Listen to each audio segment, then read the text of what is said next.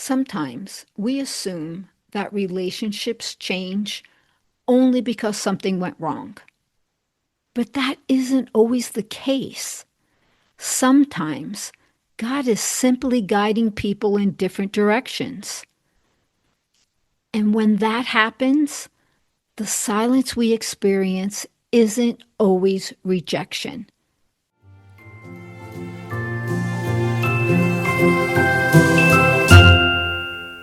Hello, my friends. Come on in and get comfortable. I'm so glad you're here. If you're a steady listener, welcome back.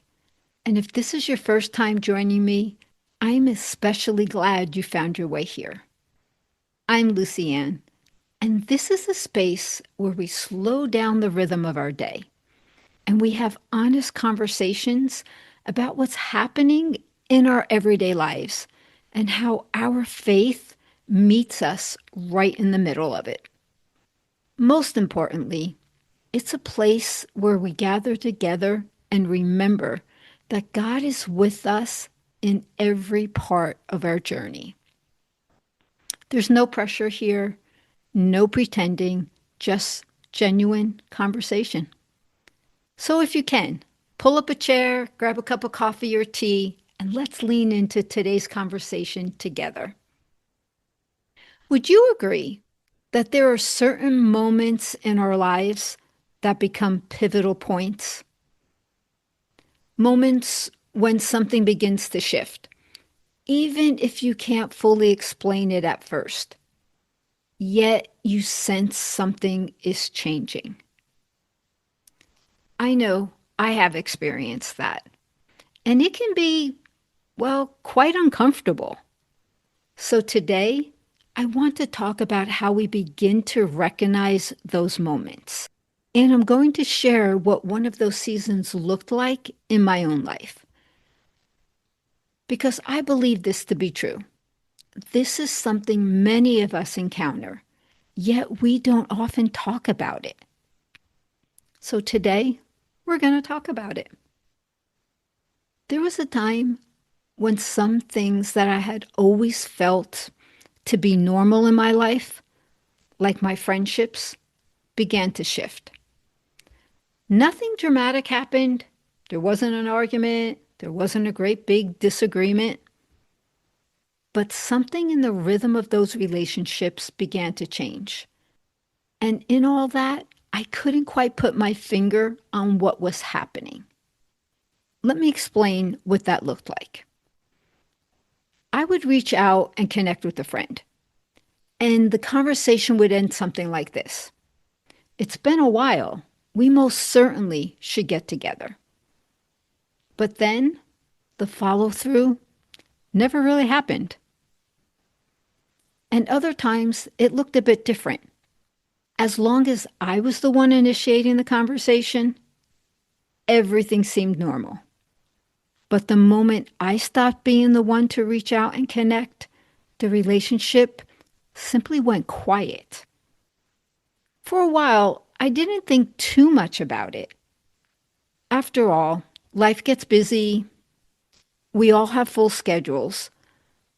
But then I realized this pattern continued. When I stopped initiating, the connection stopped too. And that realization, it carried a deep sadness within me. I began to recognize something I hadn't wanted to admit. I might have valued those relationships more than they did. Now, maybe that was true, or maybe it wasn't. But either way, it was something that I had to process. Because the silence in those relationships had already given me a strong message.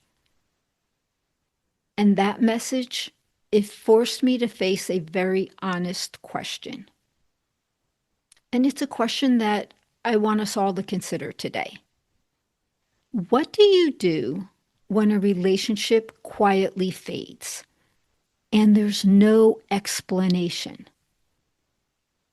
At first, my mind did what probably most of ours would do. It tried to sort through every possibility. Did I miss something? Did I say something wrong? Should I reach out again? But eventually, I realized that those questions weren't bringing any clarity to the situation. All it did was keep me stuck. And there came a moment when I realized I had reached the end of what I could figure out on my own. So instead of continuing to agonize and analyze what had happened or what didn't happen, I surrendered all the sadness that I was feeling to God. And it was in that moment of surrender, the question I began asking shifted. Now, it wasn't a long conversation with God. I simply offered a prayer. God, what do you want me to understand about this? And that single question, it opened the door for something deeper to unfold. Over time, God began helping me to see something powerful that I hadn't understood before. And that revelation, it helped me tremendously. This is what I began to understand. Some people are meant to go the distance with us, and others aren't.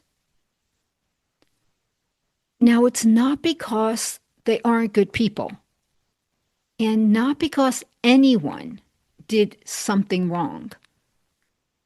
But sometimes God begins to move our lives in different directions. Our assignments take on a different meaning. We enter different seasons in our lives. Not better, not worse, simply different. Now, if it were up to me, I would want to take everyone with me for the long haul. But I have found that isn't always how God works. Sometimes, when He begins to reposition our lives, certain relationships simply don't travel the same path anymore. And facing that reality, it wasn't easy for me. But then again, let's face it, letting go rarely is. But in all that, trusting God became my focus. And during that time, a verse from Scripture kept coming to mind. This is the Scripture. See, I am doing a new thing.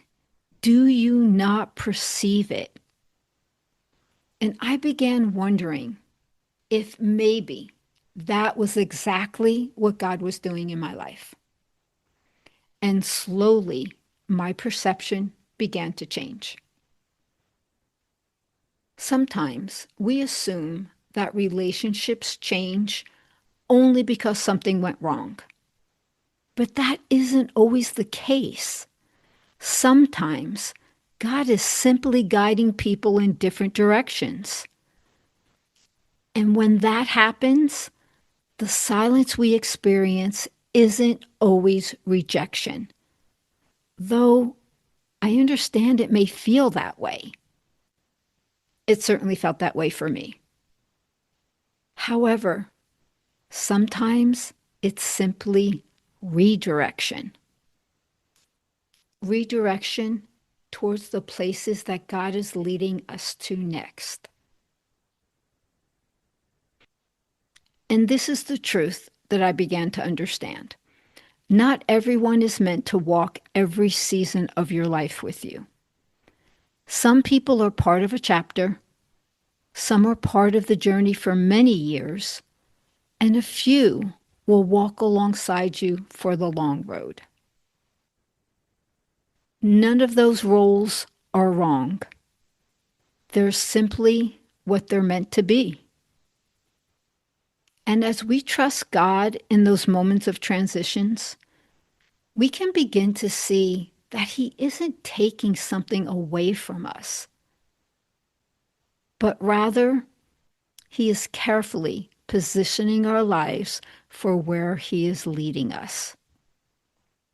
And that understanding, it allows us to move more freely forward while being thankful for all who walked the journey with us up to this point. And with that understanding, that's a good place to let this conversation rest today. And my friend, as you go back into your day, always remember you are chosen, you are loved, you are amazing by design. If you like to keep having conversations like this, you're always welcome to join me here every week. And if you feel led to explore this work more deeply, you'll find a link to connect in the show notes. Love you. Bye for now.